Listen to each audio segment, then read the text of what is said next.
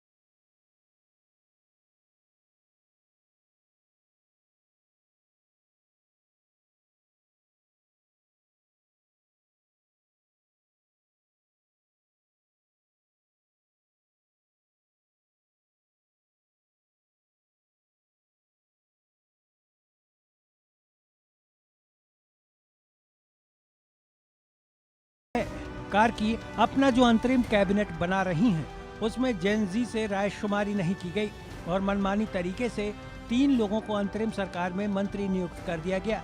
इसमें कुलमान घिसिंग को ऊर्जा और भौतिक विभाग, ओम प्रकाश आर्यल को गृह और कानून विभाग और रामेश्वर खनाल को वित्त विभाग का अंतरिम मंत्री नियुक्त किया गया है।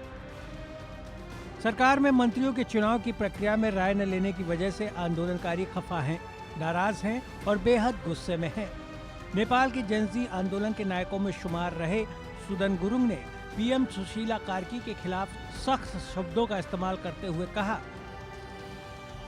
कि जिसको मैं प्रधानमंत्री की कुर्सी पर बिठा कर आया हूं, उसको बाहर निकालने में मुझे अधिक समय नहीं लगेगा।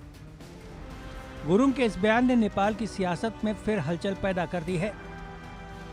नेपाल की सड़कों पर आग की लपटें भले ही ठंडी हो गईं, पर राजनीतिक उथल-पुथल का तूफान थमने का नाम नहीं ले रहा। जेनजी क्रांति ने नेपाल में तख्ता पलट कर दिया। जेनजी के नेतृत्व वाले विरोध प्रदर्शनों ने नेपाल को हिला दिया।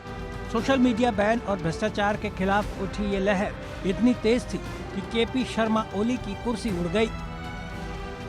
नेपाल में जेनजी के प्रदर्शन में नेपाल के संसद भवन समेत कई सरकारी इमारतों को आग के हवाले कर दिया गया। सुप्रीम कोर्ट की इमारतें जलकर राख हो गई। इस प्रदर्शन में 70 से ज्यादा लोगों की मौत हो गई। प्रधानमंत्री केपी शर्मा ओली को कुर्सी छोड़नी पड़ी। नतीजा हुआ नेपाल में तख्ता पलट। अब पूर्व चीफ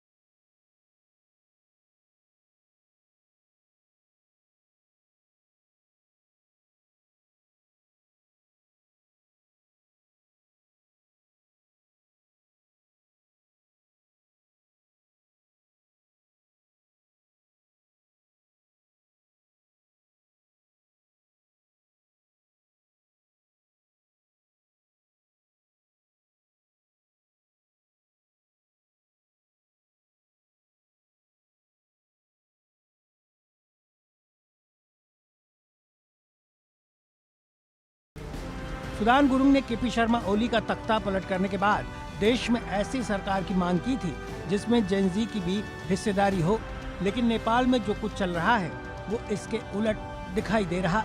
ऐसे में नेपाल क्या फिर से कोई बड़े आंदोलन का गवाह बनेगा? क्या गुरुंग एक बार फिर कोई आंदोलन करने वाले हैं? ये तो समय बताएगा, लेकिन फिलहाल नेपाल की राजनीति डामाडोल नजर आ रही। Bureau report, India news.